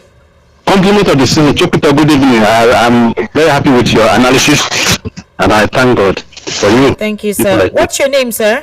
My name is Tony, and I'm coming from Abule Egba. All right, Tony from Abule Egba. Please go ahead, sir. Do you know what is going to happen in 2026? No, sir. Between March and June, yeah, Tinubu will play his game. He will release open borders and release money for people to spend, especially APC members. And then Nigeria would wait to believe that he has opened borders, so he's doing well, he's the best president and things like that. The moment he comes back in 2027, it's going to be worse than what we experience now. Take it from me. I'm telling you, yes. He will just deceive Nigerians, just like the devil deceives people. And Nigerians will follow him, and he will lead them to hell. Thank you, and God bless you. Hey, lead us to hell. Thank you for calling. 08036929933. That's the number to call, and the WhatsApp number is 0817175638. Hello, good evening. Welcome. How are you? Hello, good evening. Compliment of the season, sir. Welcome. I wish you so good evening. Good evening. I will try to call your number since it's not going. Sorry, no vex, I beg. I have very great you, Mr. Da. Thank you. My name is Ali. I'm calling for it now. Hello? Yeah. Hello? Okay. 08036929933. The last caller, please send the callers back because you went off. Hello, good evening. Hello. Good evening, sir. Hello, Welcome. How are you? I'm good, yes. Compliment My name is season. Shola? I wish you the best. Yes, hello, my brother. Welcome, Shola. How is the weather today? Yes. Yeah, the weather is calm, it's cool. People are preparing and feel it. We are getting close to the crossover, so it's well. All right. I greet Mr. Shagun. Yeah, Mr. In fact, I always love his analysis, very unbiased, Yeah. I come up and enjoy his analysis. See, the last call I mentioned something. Talk about likening the president to the devil. I said this thing. The greatest mistake we have made in this country is allowing Mr. Tinubu to be president. He's the first astute politician that we have as a president. And very calculative. Now, the problem we are having now is that if you have noticed, even right from when he decided to take the bull by the horn, even the good coverage of Buhari showed that Buhari wanted to renege. He didn't want to follow the agreement today, if you can remember. Yes. And Mr. Shegun mentioned it. He galvanized the people. He said they may not come. He not generalized it. So the practice they use, this man is so desperate. Now, my point here is that if you notice, every avenue for credible candidates to come out has been blocked. Even from Osinbajo that man would have done well. I'm telling you. But please, when look at how he clamped down on all the stations. Look at how, and what he does is that he will make sure that he brings you to his side. If not, where are all the activists? Yeah. All the control rooms, all the warriors, all of them. So it has not make us to trust anybody anymore now. Because it is when it comes to issue of money, that's when you know. So he knows what he's doing. Look at how he has got all the governors. We heard about the allegation they gave them. Now my point is, when they are lamenting, we have to look for a solution. Mr. Shegun mentioned on something. See, for Nigeria to get it right, it will take divine intervention. Because even the people, we are so docile, you understand? And that is a major thing that is affecting us. We allow the evil ones, we allow the crazy ones to speak out. Why? Even the people that have good mind might be more than the evil ones. But because of fear. Now, the solution is electoral reforms. If people don't come out, if people don't protest towards this, so that we can have a free and fair election, so that the credible person, whoever the one wishes, will be elected. I'm telling you, what that last caller said is what we come to play. And then, this new year, Tinubu is going to be crafty. He's going to be like, as if he listens more to the people. And when he comes in again, my brother, my sister, forget it. We have just this one last start for Nigeria. If not, the lamentation continues. No prayer can change anything. You're putting fear inside my body. Let's be realistic. God, see, you know what? Another thing about is that, see, what even is a blessing in disguise that Obi they did not allow Obi. Why am I saying this? The system has been so saturated with evil politicians. You understand? Yeah. And if Obi had president, they would have tackled it. I can bet it. Very well. You would have, even he will run. You know what they call Kabakaba? He will run until we have a set of visionary and new set of people that will come and stand it, and not just a person. Even if Obi comes in, a single person cannot do it. Yeah. You will need a set of visionary people that will come in. You can see that now. It was a team. You understand? Yeah. Until the team comes in and sanitize the system, I'm going to call all the wings, all these people, all these ones from here. Atiku, and I care for Obi. You understand? Because Obi going to APC, he should forget it. He will never be given that ticket presidential candidate. I can bet it. And what he will now go for is the VP. And that will sacrifice some people, even some great analysts like Vice Adalite. But I can assure you that will not change Nigeria. Because Obi will not be there as a figurehead, it will be redundant. So, and that will not solve the problem of this country. What is one doing is one doing well. Nigerians, we are not ready. When we are ready, then I will know. We know. We are not ready yet. Right. We have a long way. Thank you very much for calling. Thank you. All right, 08036929933. That's the number to call. 08036929933, and the WhatsApp number is 0817175633. Good evening, sir. Good evening, sir. Welcome. Compliment of the season. Same to you. My name is Lambert. I'm calling from Oriri. Lambert, it's been quite a while you called on the program. How are you? Yes, I'm trying. I show you. In fact, I need to give you a fine. You don't carry my call. No, Vex. A lot of calls are saturating this number, so maybe calls at random. All right, it's okay. So, compliments. Are you in a noisy environment? On that position. Yes. Don't worry. Okay. Compliments of the season. I greet your guest, Mr. Shogun Shokita.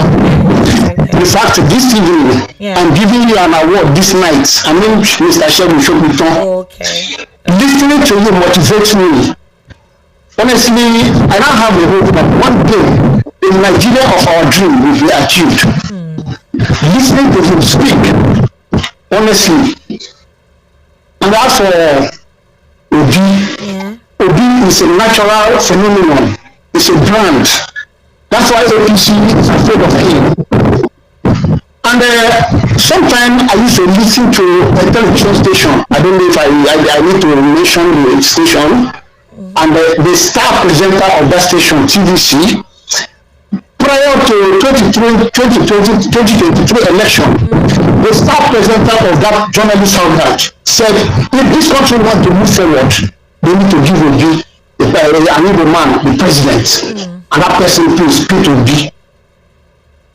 You see, we are just joking in this country. We don't have leaders. What we have is rulers. Tinubu doesn't mean well for this country. He has told us before that he doesn't believe in this country. What else are we looking for? He has said it before, him by himself. He's not that name they used to give him, they said he's a master strategist. He's a little genius. I can tell you that. He doesn't believe in this country. But for me, Mr. Shegun Shokuton, you are a brother from another mother. You speak like a truly Nigerian. You are unbiased. You are straight to the point. You are very truthful. Thank you very much. Thank you, Mr. Lambert, for calling. All right, thank you. Yes, we have great Nigerians. Trust me, it's the politicians who are trying to polarize us, and anyone who decides to become a tool as a machinery to that, it will be so unfortunate. Hello, good evening. How are you? Yeah, good evening. Good evening. Compliment of the season. Welcome. Thank you. What's your name, sir? Udochukwu from Jesus Village. Udochukwu from Jesus Village. Yes. Wow, that's beautiful. Udochukwu, please go ahead. Please, I don't know whether P2B do hear what we say from this church. If he do here, I don't want him to make Igbo vote to the West. Okay. Are you hearing me? All right. Explain, sir, please. All the people that are pushing P2B to contest as the president, they are not leading him to what heaven is saying. Now, Nnamdi Kanu is in the prison, sentenced by this government. Obi is an Igbo person. And the Northerners are rejoicing. They are happy. Tell me who will give Obi votes to become a president. If the North did not give him massive votes because of Nnamdi Kanu in prison. Hey. And people are pushing him to go and contest. We want to waste the remaining Igbo people that will support him. Their vote will be wasted. Please, let Obi deputize Atiku. Don't know me. I'm not in any party. But I know that Atiku have a record. As if they don't have a record while he was vice president, they could have sentenced. Maybe EFCC could have called him and arrested him. But he have a record that they did not accuse him of stealing while he was this Obasanjo vice. Now let Atiku has the mind to even give his supporters as this present government now is giving their supporters guns to shoot while voting. They did it where we are voting last time. They stopped us from voting, shooting guns. Is Obi able to give his supporters the obedient gun to shoot? Let people reason. Let them get sense. Thank you. Thank you for calling. All right, 080-3692-9933. Hello, good evening. How are you? Hello, good evening, Esther. Compliments of the season, sir. Welcome. Yeah, I wish you the same. I'm happy new year in advance. Oh, yes. And good evening to your guest as well over there. Yes, thank you. What's your name, sir? I want to say I really enjoy. My name is Yusuf. I'm coming right now from my papa. All right, Yusuf. I want to say I've enjoyed your guest so much. All right. And has actually lectured us and kept our mind in line and also gave us hope that there is hope in the future. Now, I want to say something. You could hear what this last caller spoke. That is my problem with some fractions. I don't want to generalize it. Okay. Of the place we came from. Now, if you listen to radio properly, listen to the conversations on radio and TV stations, put your ears on the ground, you could see very well that almost all the people calling that Obi should second article, they are from his place. Yeah. Now, Esther, if you could recall at the past, when Atiku lost the election, when the winner was announced that the current president won the elections, Atiku addressed the media and said he is the only path to Igbo presidency and the only hope to Igbo presidency. Yeah, believe me, so. I was expecting an attack on him from all the elites in the East against Atiku Abubakar. Everybody kept mute. Nobody said anything to that statement, which means he's saying that extra right there, as educated as you are nothing except him. He's saying that Prince Chilaka is nothing before him. And all the educated elites in the East, businessmen, rich quality men there and women over there, they are nothing, their hope is relying on him. Nobody said anything. Now, among the 6 geopolitical zones, Atiku could not pick any region or tribe or people. The only people who could pick to make those statements was his people. And everybody kept quiet. Now, Obi came out, Obi did very well. And Obi is still coming out again. They are saying again he should second Atiku, so which means an ambition from that region is a mediocrity. They are saying people over there, they lack capacity, they lack value, they lack thoughts to lead and to do very well in the country. That's what it means. Now, I read a man, I don't want to call him, in the studio there with you the other time, he was saying that when God wanted to deliver the Jews, he went to a murderer. He was making that instances. He's making that instances almost every time he had the opportunity to just oppose between Atiku and Obi, who would go for the presidency in ABC platform. Now, please, Moses wasn't the murderer. Now, all the people around them, the Jews in the Egypt there, they are all slaves. Most of them very educated people. And Moses was a man that grew up in the palace. He was educated. He had Egyptian education. He was exposed than those slaves. Now, how could God go to slaves and pick a leader? Can slaves lead a slave? It's not possible. It's not done. Now, Moses only reacted, seeing the people killing his own people, his own brothers. He reacted. That was why he ran away from Egypt. If Moses was a regular murderer, believe me, God wouldn't have made him a leader of the Jews. Moses' limitation was that he was a stutterer. He stuttered. That was the only issue with Moses. But he was an educated person. If you go and check the book of Acts, it's there. He schooled in Egypt. Very, very educated.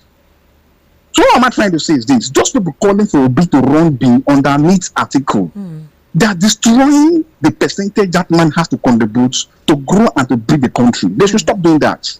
They should stop saying that. Now, I want to say something about the tax issue of the president. Okay. Esther and your guest over there, please. Before today, we already had a tax law. Yes. A system that taxes the citizens of Nigeria. Yeah. Now, I believe what the president should do, because I think what's terrible about this issue of taxing, already that's already his plan, his orientation already, when they led Lagos State, when they had issues with his own allocation from the government during the time of Obasanjo. Yeah. Now, the issue of the northern people, the voting of the tax issue and so on, he could deal with them, monitor the situation there, and make it a working process for the whole country. Yeah. I never see any economy anywhere in the world that grew by taxing. No developed economy develop well by taxing. Even the United Kingdom will call tax masters. They don't do well by taxing. Economy only grow by 3 sectors: agricultural sector, industrial sector, and services sector. What the government should do is to industrialize the economy, not taxing. Not taxing. You cannot develop by taxing. You could imagine our GDP is less than $300 billion, and the budget is over $58 trillion. How do we survive? All right, hold on. What's your name again, please? My name is UC. UC. Yes. I have taken a picture of your number. I'm going to call you. You're going to come here for analysis. Do you hear me? Probably. No, not probably. No problem. You will come. You say thank you so much. All right. Let's take other contributions. I love intellectual contributions. I've snapped your number. I'm going to call you. All right. Thank you very much, UC. God bless you. Thank you. Have yourself a good evening. Hello. Good evening. How are you? I'm fine, Mr. Good evening. Compliments of the season, sir. I wish you had the best. I've called and got tired of calling. No vex, Mabinu, no vex. All right, I greet Mr. Shogoton.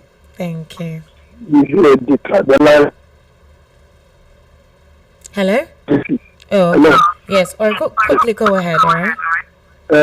It's unfortunate the situation we find ourselves in this country.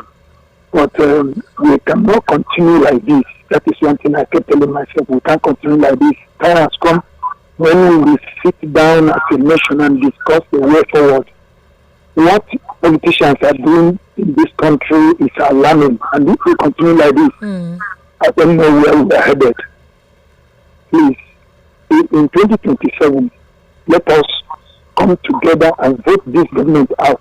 This government is an embarrassment to the nation. Sure. All right. Thank you very much, sir, for calling. 080-3692-9933. 080-3692-9933. Hello. Good evening. Welcome. Hello. Good evening, sir. My name is Taiwo Olaniyi. Mr. Taiwo, compliments of the season, sir. Calling from Mishi. All right, sir. Please go ahead.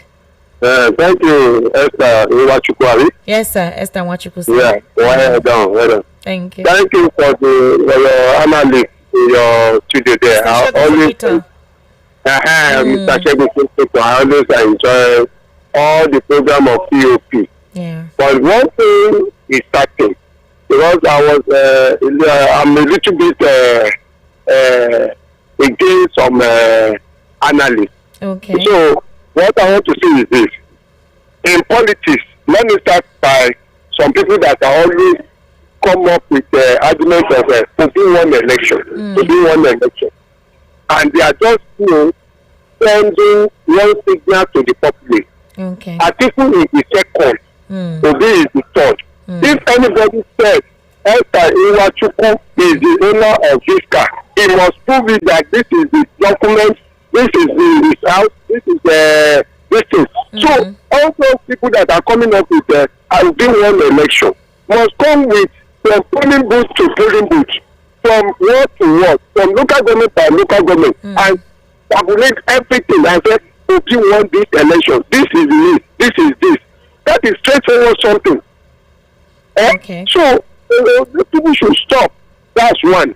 Number two, you know, sometimes about 2 weeks ago, somebody came to this your studio there, was analyzing that if Obi should contest alone, he would not have that particular figure he had in the 2023 election. You know why? Why? Because many people have exposed, because Christian or something like this, there is so much there. This and that. And look at this Asiwaju Bola Ahmed Tinubu, without even voting, without even, is collecting state by state. People at the camping, even from Labour Party, from Obi side, they are the camping. They are the camping. That is it. Even any by-election, there's no way that Obi will go and campaign for some people, and that particular candidate will perform. If you want to know your ability and capability, you will start from somewhere. Number one, let me tell you the strategy that Asiwaju used in 2023. They always say, go and check Lagos, go and see Lagos, see what Lagos has become. It is as Bola Ahmed Tinubu. Obi should go and use one state as a template of what it's going to do. Obi should go and use one state. I think he has one Labour Party state. He should go and sit down there and begin to do very well. The economy of that state must be doing, the education of that place, and industry must be scattered everywhere, and employment must do. So Obi is supposed to use one particular state, like Asiwaju Bola Ahmed Tinubu did, that go and check Lagos. This is what I do. I develop Lekki. And the last one is this. It is that I wanted to say that now, yes, I'm sorry, by now, where it should be, where it will belong to. Is it Labour Party, PDP, or ADC? People are beginning to position themselves now. Now, to know where it stands, and people, and we build people around him. But Obi is nowhere. It's a kind of fugitive, going from one place to another. Nobody will give him a free lunch, a free town. All right. Okay. He should go and build himself. Obi is not meant for this generation, this period, this dispensation. Maybe 2031 to come out and do this thing. So people should stop all this. Obi do this, Obi do that. Anytime they talk about Obi, people will attack. Anytime they talk about this, they will attack. No, thank you. Obi should go and learn. Learn politics. Thank you so much, sir. Good night, sir. Hello, good evening, sir. How are you? Welcome. Hello. Hello, good evening. Good evening. Compliment of the season, sir. What's your name? Same to you, Madam Esther. My name is Fisayo. I'm calling from London. Fisayo from London. Fisayo, good evening. Please go ahead, sir. Can you hear me? I can hear you very clearly, sir. Go ahead. Yeah. Good evening. I want to make a contribution concerning the tax issue. Okay. My own contribution. Sir, can you come close to your phone? Can you come close to your phone? Come close to your phone. When there is huge numbers of unemployment in the country. Okay. You know, I think before you can start taxing people is when you know that maybe 90% of your citizens were able to have a good job and a good salary. You know, because I begin to wonder what's going on in Nigeria, because anytime I try to log on my Lord's account. Okay. I used to get this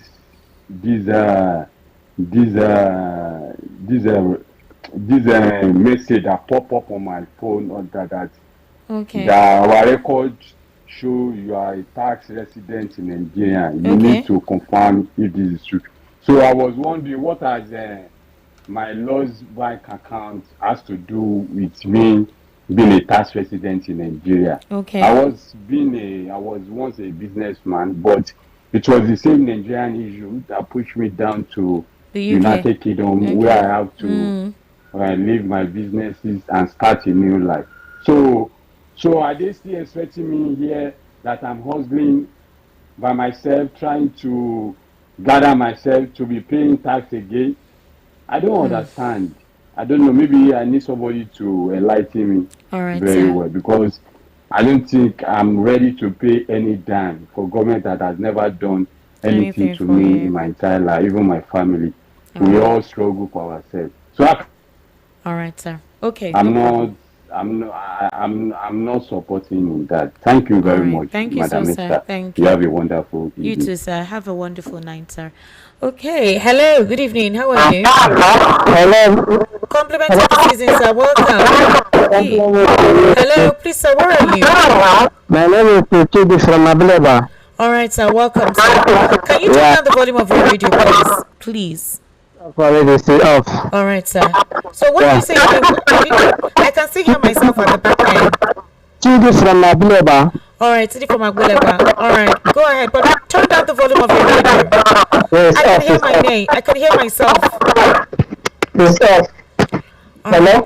Yeah, go ahead then. Go ahead. So what I'm saying is that the saying that why are they afraid of Fuji? They have to be afraid of Fuji, by the way, because it's the only threat they have. Because if there is no thing they have, they're afraid of Fuji. The last election will make them to be afraid of Fuji. The man that he spoke before this last caller was saying something that they do have nothing to do or this and that. When you see such a person, you know that it's all those people they give them the liquor of price during election to go and kill. You will know them. Because if you compare what the president is doing in Lagos State, he happens to be in Lagos State during that period of term. You see how Lagos looked like. After his tenure, you see the other governor, Ambode, Fashola, that's coming, see how they do Lagos. If it is only in Lagos State, will not be like this. Are you talking about Oshodi? Are you talking about so many places that Ambode and the Fashola develop? Is it under him? So what is the actual thing that he do in Lagos State? Come to think of it, this man we are talking. Volume of your radio, because I beg you. Hello. Hello. Welcome. I can still hear myself. Okay, yes, it's okay. What's your name? Compliment of the season. My name is Sunday. I'm calling from Mushi. Sunday from Mushi. All right, Sunday. Please go ahead. See, one thing about this issue of one thing is sure that no eye that sees the right thing that did not know. Yes, and then if you just want to be unfaithful to yourself. Because I know many have said it. If Obi hand is not clean, I tell you, Obi is like a threat to Tinubu in this election. They are picking things. So what we hear is that, what I want to say is that let Nigerians be praying earnestly. We need to pray earnestly. Because APC will do everything. Everything will be able to take back the power. 2027.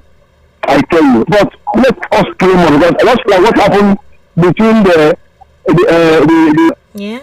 Look at it. Today, that happened on 26th. Today, we have not had any news that something happens. Somebody is killed, somebody is kidnapped, somebody is destroyed somewhere. That is it. So let's Nigeria pray honestly, so that 2027 the Lord will take the power out from the wicked one and give it to the right person. Thank you. Thank you very much. So somebody just sent a message to me that there is a fire outbreak at Arena Oshodi Market, that the fire is too much. Ima from Ijesha. Please, can anybody confirm that incident at this point in time? Because I'm checking the outlets and nobody has broken that story yet. So please, I'd like to know exactly if you're currently at Oshodi Arena. Can you verify the current situation on ground? What kind of fire? What happened? What caused it? please, I would implore you to do so. But if you're along that axis, I'd like you to confirm that report right about now. Ima from Ijesha says that there is a fire outbreak at Arena Oshodi Market now, and that the fire is much. So I'm checking most news outlets, but no one has broken that story yet. Another person has confirmed. So what exactly is the situation at this point in time, that since 2 hours ago, why this fire incidents? What's going on? Please, have we gotten any responders? Please, Nigerian Lagos State Emergency Management Agency, if anyone is working there and listening to me now, I don't know if you have arrived at the scene at Oshodi Arena Market. They said the fire has been on for the past 2 hours. Please kindly respond and see how that fire can be quelled, and let's know that everyone is safe and properties are not damaged or people's goods are not gone just like that. This is the end of the year. People are working to make some money and see how they can cope for the next year. It will be terrible that after all the work, a fire incident develops and people's properties are ruined, and I hope there's no casualty. So please, the Lagos State Emergency Management Agency, I am imploring you, if you're not there already, kindly try to find your way to Oshodi Arena Market. They said there's a heavy fire and that it's been there for the past 2 hours. The fire is huge and it's raging. I'm seeing messages, people confirming that there is a huge fire at Arena Market. So please, Lagos State Emergency Management Agency, I would implore you to please see how you can get there, quell the situation if you're not there already. All right, they're saying it's serious. We cannot continue to have fire outbreaks like this at the time of the year when people literally are making end of sales for the year to see how they can go ahead for the following year, considering how the following year is going to be. They said people's goods are burning. Oh my God, this is really not good, and that it's too much. What is the cause of the fire? Somebody has even sent a video already. Oh my God, this is serious. Please, Lagos State Emergency Management Agency, I beg you, kindly see how you can find your way to Oshodi Arena Market. Somebody has sent a video and it is indeed very serious. Please, kindly get there, please. Hello, good evening. How are you? Hello? Yes, good evening. Hello, I can hear you. Good evening. Okay, good evening. Good evening, welcome. Please, what's your name? Madam Esther, good evening. Good evening. Yeah, it's Ugo from Ajigule. All right, Ugo, welcome. Go ahead. Yeah. Please, I just wanted to ask, I don't even know what is going on again in this country. Why is it that whenever this man's name come out, for like the past 2 hours, they've been bombarding me on Facebook?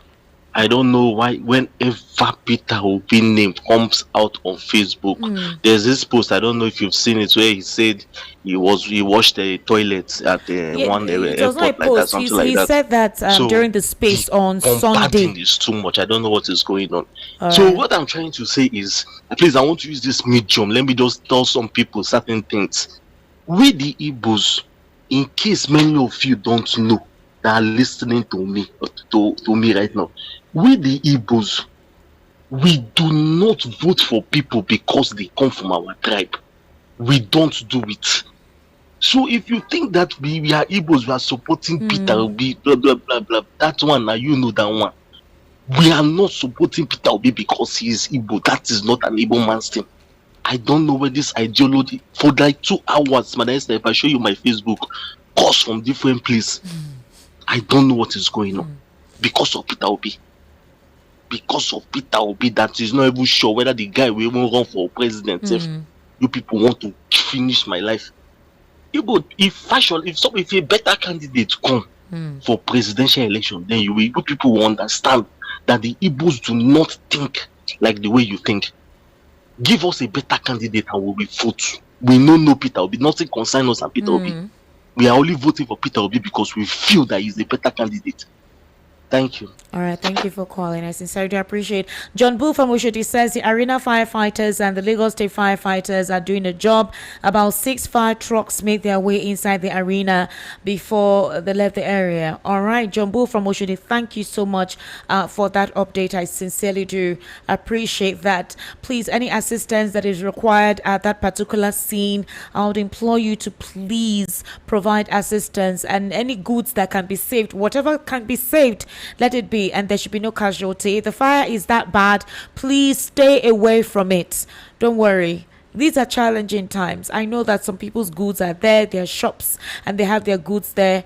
I know the terrible state of things in the country now for you to hear this kind of news, but please, your life is important. So do not try to say you want to go and rescue your property or your goods in any of the shop. Let the fire responders do their job, and let's just watch how things develop. It's an unfortunate situation. I hope the cause of the fire is investigated. This is the season this kind of things happen, but let's be very careful and protect ourselves. Our market spaces need to start looking at safety measures to prevent fire incidents like this.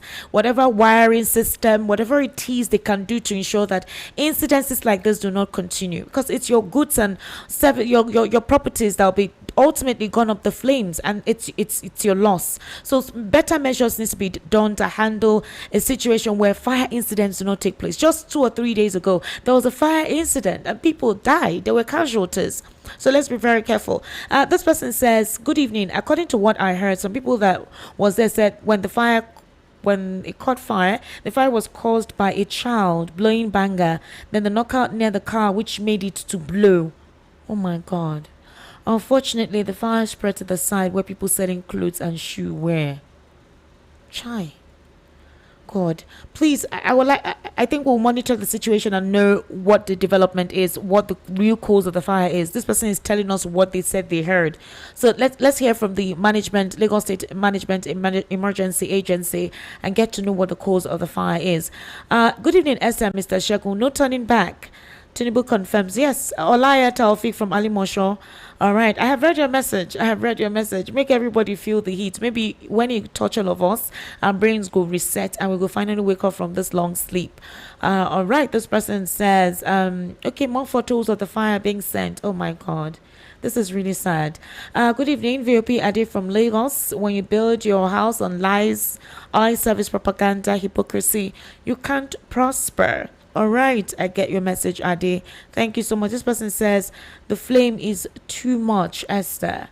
Oh my God. Wow. Wow. This is so sad. So sorry about this.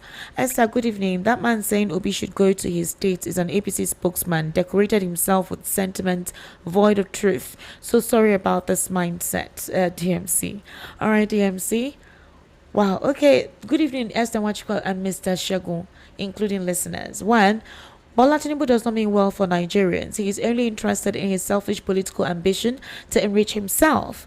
Bola Tinubu and the pastors advising him to prevent Mr. Donald Trump from applying military intervention against terrorists in Nigeria should have used their hands to block the missiles fired to Sokoto some days ago.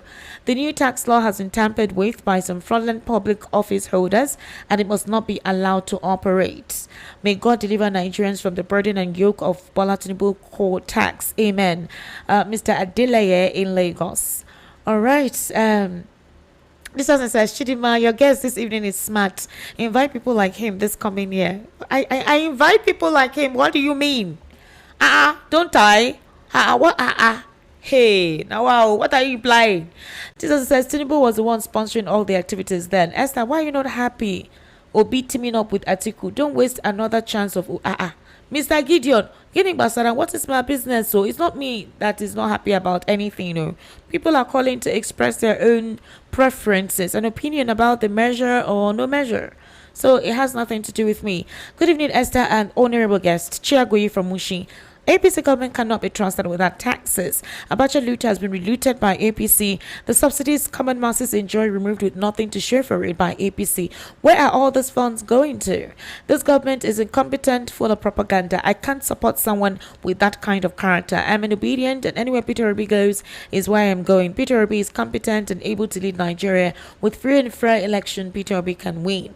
Please, I would like to know what the latest update is concerning the Oshodi Arena market fire. Please help any way you know you can help. This is a very sensitive time. I can't believe people's property has gone up in smokes just like that. Okay. Good evening, Miss Esther. At the beginning of the program this evening, you asked a german question everyone thinking Nigeria is supposed to be asking at this time. What visible problem in Nigeria has the government been able to solve since inception? Absolutely none. Be it unemployment, insecurity, poor infrastructure, out of school children, to mention but a few. We're waiting to hear what they're going to tell us that they are going to do differently going forward in their campaign for 2027. Honestly, the current government has exhausted its ideas and has nothing more to offer Nigerians as far as leadership is concerned. The destiny of Nigerians are in their hands, and I pray that they make the right choice come 2027. Thank God from Ikotu. Good evening, Esther, Mr. Shupito, compliments of the season. Please permit me to ask, would this task of a thing reflect on the money I already have in my account or the ones that are just coming in from January 1st? Esther, can you see what some people used to say? Did you hear anything related to tribalism or sentiment in his analysis? God bless Nigeria and God bless us too. Abidemi. All right, Abidemi, well done. Bonsoir, Esther Machwan and gentlemen. Please, Peter Obi is an Igbo man, and because of that, other people will be attacking him whatever he says. Engineer Oje Carlo from Benin Republic. Okay, good evening, VOP. In my opinion, I'm not against the tax implementation, but the accountability is the big issue. Subsidy removal, no accountability, and now tax. Hope it will not be too much for the government to implement if they can't account for subsidy and now tax. Good evening, Esther. Honestly, they have started collecting the taxes, even transferring money and even loading cards. I swear, they have started collecting the taxes. So, Esther, the taxes have already started. Which kind rulers with these heartless rulers? Progress from Itono. Hello, good evening. Good evening. Hello, sir. Good evening, sir. Welcome. Good evening. Good evening. How are you, sir? I am fine, sir. Compliments of the season. What's your name, sir? My name is Chief Sami from Okota. All right, sir. Please go ahead. I want to talk about Peter Obi. Okay. You see, Peter Obi? That is why so many people will continue to be afraid of Peter Obi. So many people will continue to talk what they don't know about Peter Obi. I did not vote for Peter Obi because Peter Obi is from Southeast. I am still alive, and I was alive when Peter Obi was the governor of Anambra State. Are you getting me? Yes, sir. I'm listening. That is why I like this man that used to call you Esther. Esther, listen to me. That is why I like that man. Yes. Igbos do not vote for Peter Obi because he's from Igbo man. Peter Obi is an Igbo man. They vote for Peter Obi because Peter Obi is competent enough to take care of Nigeria. All of you have been traveling out. They know how government take care of their own citizens, not their own citizens. You see what is going on? You see what is going on? Master of strategy. I know. This is how he rule Lagos. This is how he rule Lagos. And you see, you cannot buy a cup of rice. From here to Abia State, they are collecting 75,000 naira. And nobody talk about that. People are dying, nobody talk about it. If it is not because of this man, Trump, making a statement, killing should have continued till tomorrow. Then somebody will just leave what he's supposed to face and come and face Peter Obi. Peter Obi for what? If Peter Obi can rule, what is stopping him to rule? Is he not a Nigerian? Esther, is he not a Nigerian? Somebody will leave what is confronting him to come and face Peter Obi. Peter Obi, show me what Peter Obi did in Anambra. Shame to them. Shame to them. Because if they don't allow Peter Obi to rule, let us go. I raise my case. Thank you. All right. Thank you for calling. Getting more developments on the fire. Somebody said the fire was supposed to have been stopped before it quickly escalated. That the Arena Fire Service came at the beginning of the outbreak, but there was no water in their vehicle. Wow. Good evening, Esther. Thank you for your good work. God bless you. Why always fire comes out on every December also affects Igbo properties in Lagos every year. Last 2 weeks, it's happened at Bega Suya here in Kokono. God Day, Kelvin Aya from Prairie State. Now, wow, I don't really know. The fires have become so one too many, become so consistent. I don't know. Please, markets, you need to do better. Like right now, you need to move. You need to do better by safeguarding your shops, whatever it is you know that could cause any fire incident. It needs to stop now. To be honest with you, it needs to stop now. You cannot lose your properties via fire incident close to the end of the year after you've hustled for the entire year? I can't comprehend this. Hello, good evening. Hello, good evening. Hello. Hello. Hello, good evening. Yes, good evening. Yes, turn down the volume of your radio. Okay. I want to speak about INEC. All right, sir. What's your name?